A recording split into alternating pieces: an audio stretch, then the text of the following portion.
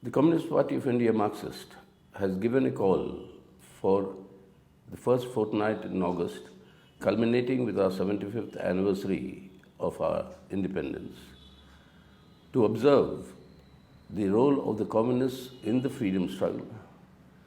More importantly, the challenges to independent India and its constitutional order that are being mounted today.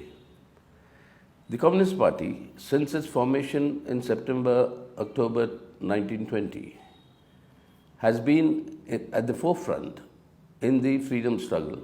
And in the AICC session in 1921 at Ahmedabad, the Communist Party of India was the first political party to move a resolution seeking the complete independence from British rule.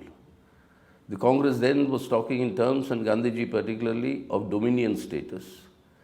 But the CPI had asked for complete independence, and this was moved by Maulana Hasrat Mohani and Swami Kumarananda on behalf of the Communist Party of India.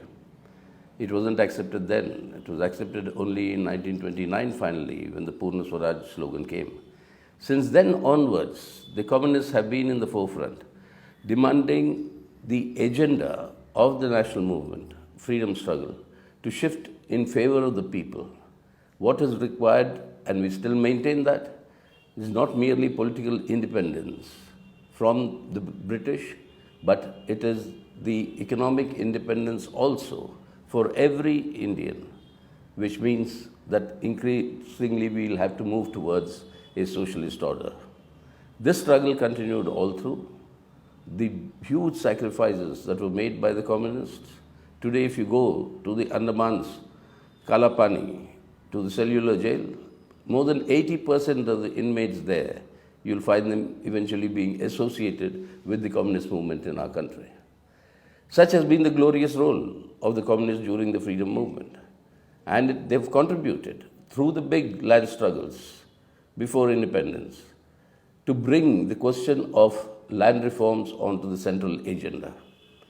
The communists mobilized the oppressed sections of rural India, while the ruling classes were seeking to mobilize the oppressing sections to be their allies in an independent India. The trade union movements, the movements of various sections galvanized the Indian freedom struggle. And that is why all the 9 Navaratnas who formed the CPIM and were members of the first Politburo were all arrested by the British and spent time in jail in our struggle for independence. But then what we see today, 75 years later, is that those values for which an independent India was fought for, was built on the basis of the foundations of the Constitution of India, all of them are being very perilously threatened today. It is this independence of India that is in peril today. We all have to rise together to defend it with all our might. Every single foundational pillar of our Constitution is under assault. It is economic sovereignty, whether it is social justice, whether it is federalism and center-state relations, or whether it is on the question of our moving towards an egalitarian order. And this social justice, moving towards social justice, all these aspects today are under severe strain because of the policies that are being pursued by the government of the day.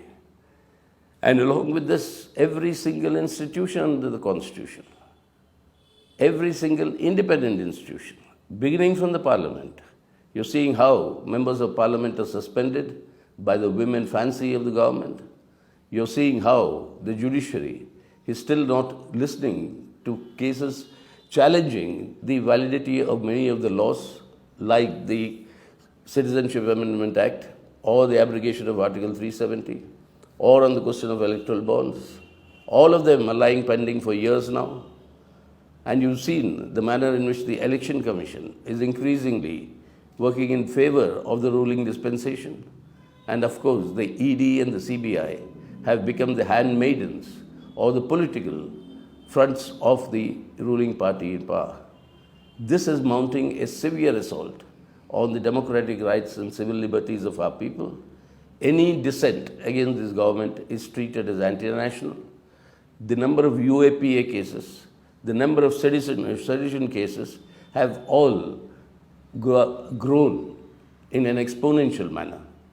When the conviction rate remains a mere 2%, it is this process of keeping people in jail for years without even framing a charge sheet, like it is happening with the Bhima Koregaon case convicts, so-called convicts, detainees on trumped-up charges, but no charge sheet yet. So these sort of attacks on civil liberties and democratic rights are actually destroying the foundations of our civil society.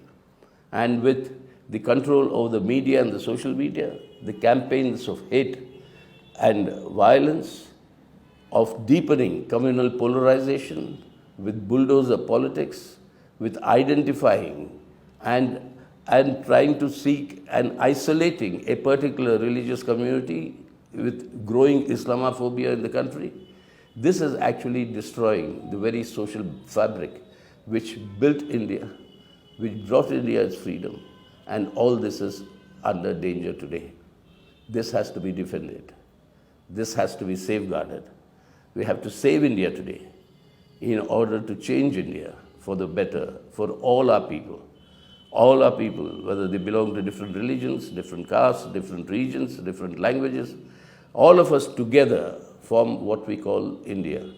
And it is this India that has to be saved, this India that has to be consolidated, and this India that has to move towards a brighter future.